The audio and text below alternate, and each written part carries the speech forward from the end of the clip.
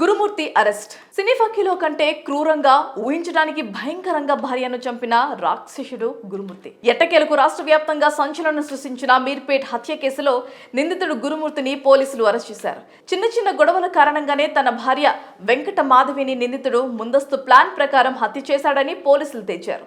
హత్యానంతరం శిక్ష పడకుండా ఉండేలా ఆధారాలు దొరకకుండా చేయాలనే తన భార్య డెడ్ బాడీని ముక్కలు ముక్కలుగా చేసి డిస్పోజ్ చేసినట్లు గుర్తించారు. కేసు వివరాలను రాచకొండ సిపి సుధీర్ బాబు మీడియాకు మంగళవారం వెల్లడించారు. ఏపీలోని ప్రకాశం జిల్లా జేపీ చెరువుకు చెందిన పుట్ట గురుమూర్తి 39 సంవత్సరాలు. అదే ప్రాంతానికి చెందిన వెంకట మాధవి 35 సంవత్సరాలు. వీరికి 13 ఏళ్ల క్రితం పెళ్లి జరిగింది. వీరికి కొడుకు, కూతురు ఉన్నారు.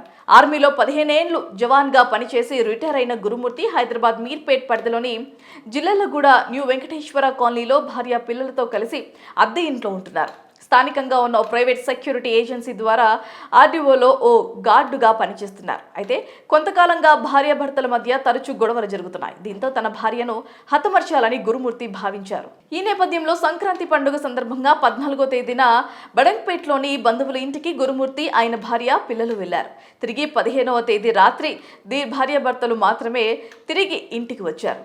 అప్పటికే ప్లాన్ చేసుకున్న గురుమూర్తి 16వ తేదీన ఉదయం 6 గంటలకు లేవగానే భార్యతో అకారణంగా గొడవకు దిగి ఆమెపై దాడి చేశారు.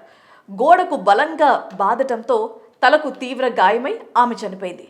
వెంకట మాధవి డెడ్ బాడీని ఎలాంటి ఆధారాలు లేకుండా మాయం చేసి కేసును డైవర్ట్ చేయాలని గురుమూర్తి భావించాడు. ఒకవేళ పోలీసులు హత్య ప్రైవేట్ అని గుర్తించినా ఆధారాలు దొరకకుండా డెడ్ బాడీని డిస్పోజ్ చేయాలని అనుకున్నాడు. ముందుగా డెడ్ బాడీని బాత్రూంలోకి తీసుకువెళ్లాడు. కండ్లు, ఆ తర్వాత చేతులు, మెడ వేరు చేశారు.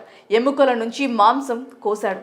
తర్వాత మాంసం ముద్దలను చిన్న చిన్న ముక్కలుగా చేసి బకెట్లో వేసి హీటర్ పెట్టి బాయిల్ చేశారు. ఆ నీటిని టాయిలెట్ కుండీలో వేసి ఫ్లష్ చేశారు. తర్వాత మాంసం ముక్కలను స్టవ్ పై కాలుస్తూ బొగ్గుగా మార్చారు. ఆ బొగ్గు ముక్కలను కూడా టాయిలెట్లో వేసి ఫ్లష్ చేశారు. తర్వాత ఎముకలను రోల్లో రోకలితో దంచి పిండిగా మార్చి పక్కకు పెట్టాడు. అనంతరం రూమ్ను డిటర్జెంట్, ఫినాయిల్ యాసిడ్తో క్లీన్ చేశారు. ఆ తర్వాత ఎముకల పిండిని బకెట్లో తీసుకుపోయి జిల్లెలగూడ సందే చెరువులో కలిపేశారు. ఉదయం 8 గంటలకు భార్యను హత్య చేసిన గురుమూర్తి సాయంత్రం 6 గంటల కల్లా 10 గంటల్లోనే డెడ్ బాడీని డిస్పోజ్ చేశాడని పోలీసులు వెల్లడించారు. ఆ తర్వాత బడంగ్పేట్కు వెళ్లి తన పిల్లలను ఇంటికి గురుమూర్తి తీసుకువచ్చారు. ఇంటికి రాగానే ఏదో స్మెల్ వస్తుందని పిల్లలు అడిగితే సర్ది చెప్పాడు. అమ్మ ఎక్కడని అడిగితే ఇంట్లో నుంచి వెళ్ళిపోయిందన్నారు.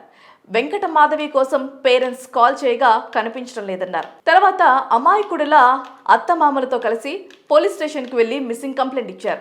సీసీటీవీ ఫుటేజీని పరిశీలించిన పోలీసులు వెంకట మాధవి ఇంటి నుంచి బయటకు వెళ్లలేదనేది గుర్తించారు. అనంతరం గురుమూర్తిని విచారించగా హత్య చేసినట్టు ఒప్పుకున్నాడని పోలీసులు చెప్పుకొచ్చారు.